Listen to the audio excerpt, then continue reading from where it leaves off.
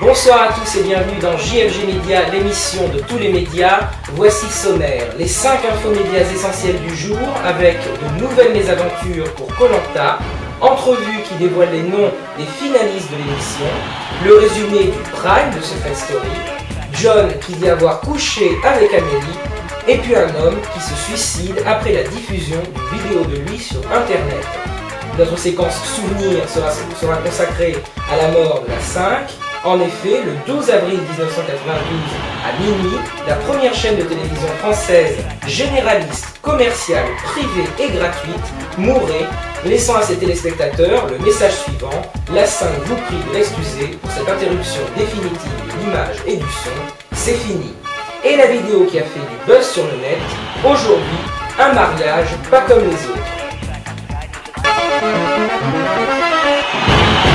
Après 3 mois de vacances, les audiences d'hier soir, en première place TF1 et Koh-Lanta, qui a réuni 7 843 000 téléspectateurs, soit 31,1% de part de marché.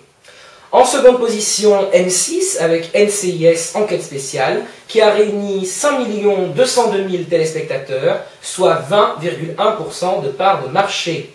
Et enfin, en troisième place, France 2, qui diffusait hier soir Un flic.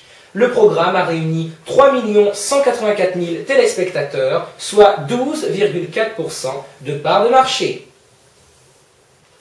Et on passe maintenant aux 5 infomédias essentiels du jour. Bonsoir Florian. Bonsoir Julien, bonsoir à tous. Commençons tout de suite avec de nouvelles mésaventures pour l'émission de TF1 Koh-Lanta. Il suffit de 9 jours à certains candidats pour ressentir une grosse fatigue, voire un choc émotionnel. À l'aube du 10e jour, Alain est soudain pris d'un malaise. La panique s'empare des candidats qui s'empressent aussitôt d'appeler le médecin. La décision est donnée, Alain va devoir quitter le jeu immédiatement. Remarquez que ce n'est pas la première fois que des candidats sont évacués au cours de l'aventure. Et si les conditions étaient vraiment extrêmes? Et comme si cela ne suffisait pas, Entrevue dévoile des infos sur le déroulement de Koh-Lanta. Ce fameux magazine s'est en effet amusé à dévoiler le nom des candidats finalistes de l'émission. Ils se sont également amusés à dévoiler le déroulement du jeu avec les noms des candidats sortants et les gagnants des prochaines épreuves. Encore un acte stupide de la part de ce magazine. Passons maintenant à une autre émission de TF1, j'ai nommé Secret Story. Hier soir, c'était le Prime. Un Prime plein de rebondissements dans lequel nous avons pu voir notamment le clash de Benoît contre toute la maison, mais également contre Bastien. Mais le principal, c'est l'élimination d'Amélie qui a bouleversé Sénat. Les jeunes mariés sont désormais séparés. Un candidat de Secret Story ressurgit. Souvenez-vous de John récemment éliminé? Il avait pour secret « Je suis le petit-fils du créateur des Schtroumpfs ». Il a déclaré hier en direct sur le Prime qu'il avait apparemment couché avec Amélie. Encore une nouvelle péripétie pour le couple d'Amélie et Sénat. Finissons maintenant par une horrible tragédie qui s'est déroulée aux États-Unis. En effet, un jeune garçon s'est récemment suicidé après la diffusion d'une vidéo très intime le concernant. Sur cette vidéo figure son petit copain et lui en plein acte sexuel. Les auteurs présumés seraient apparemment ses colocataires de chambre. S'ils sont reconnus coupables, ils risquent 5 ans de prison chacun. Voilà pour ces 5 infos. Merci beaucoup Florian. Notre séquence souvenir est aujourd'hui consacrée à la mort de la 5. Et oui, le 12 avril 1992 à minuit, cette petite chaîne révolutionnaire censée concurrencer les plus grands comme TF1 ou M6 fermait ses portes, déposait le bilan après avoir été placée en redressement judiciaire quelques jours auparavant. La 5 a connu en fait 3 directions. La 5 version Jérôme Sédou de 1986 à 1987 avec des vedettes telles que Christian Morin, Roger Zabel ou encore Alain Gillot-Pétré. des séries américaines avec quelques dessins animés japonais, et à partir de la cohabitation Mitterrand-Chirac, quand la droite reprend le pouvoir donc, la chaîne n'a plus eu le droit de diffuser des films de cinéma. Plus tard, la 5 version Robert Hersan de 1987 à 1990. Sous sa direction, la 5 accueille encore plus de vedettes qui viennent beaucoup de TF1 comme Sébastien, Sabatier ou Collaro, ainsi que Philippe Bouvard. Les JT commencent à remonter et le 20h de Guillaume Durand est couronné d'un 7 d'or en 1989. La 5 version Hachette étant dirigée par Jean-Luc Lagardère. Hachette qui multipliera les dépenses coûteuses, nouvel habillage, nouveaux locaux, nouveaux programmes, etc.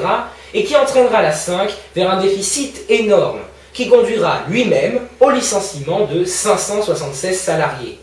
La chaîne dépose donc alors le bilan. C'est bientôt la fin de la chaîne numéro 5. Je vous propose tout d'abord de revoir le dernier journal de 12h45 présenté à l'époque par Marie-Laure Augry, aujourd'hui médiatrice de l'information de France 3, et le journal se terminait toujours par la chronique de la bourse d'un certain Jean-Marc Morandini. Regardez. Voilà, et puis maintenant la chronique boursière, je vois mon cher Jean-Marc Morandini que vous êtes couleur verte, couleur de l'espérance, vous avez raison. Exactement, je crois qu'il faut continuer à espérer de toute façon. Et puis c'était ma dernière bourse. En tout cas, je crois que je finis bien parce que je finis avec vous et je crois que tout le monde est d'accord ici pour dire que vous êtes vraiment quelqu'un de formidable. Arrêtez, comme vous avez beaucoup de talent mon cher, vous êtes promis un grand avenir. Et puis en effet, c'est la fin d'une aventure, ce journal, de l'aventure de toute l'équipe du 12h45. Alors, cette rédaction, vous l'aimez. Vous l'avez montré, vous avez montré le soutien à cette rédaction, vous avez raison, car je vous assure, cette rédaction, elle est vraiment extraordinaire et elle est formidable. Voilà. Et puis, il y a une dernière chose que je voulais vous dire. Vous nous aimez, nous on vous aime aussi. Je vous embrasse. À bientôt. La chaîne revivra. Au revoir. Pour clôturer cette séquence souvenir, rien de tel que de revoir la clôture de la chaîne le jour où la 5 est morte, laissant à ses téléspectateurs un message un peu spécial. 4, 3, 2, 1, go! Au revoir! À bientôt! À bientôt!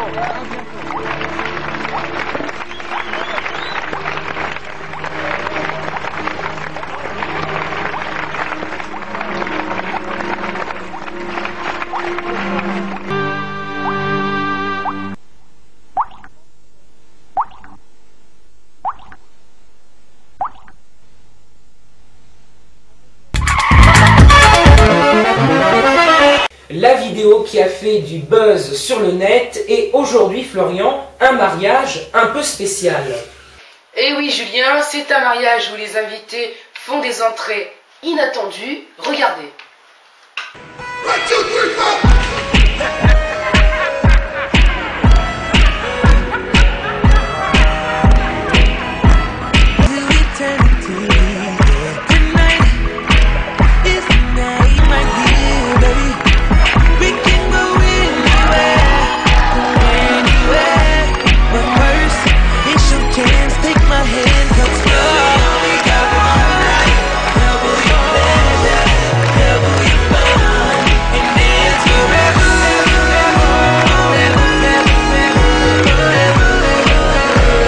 Merci Florian, voilà c'est la fin de ce 4e numéro de JLG Média, l'émission de tous les médias. Merci de nous avoir suivis et à très bientôt, j'espère.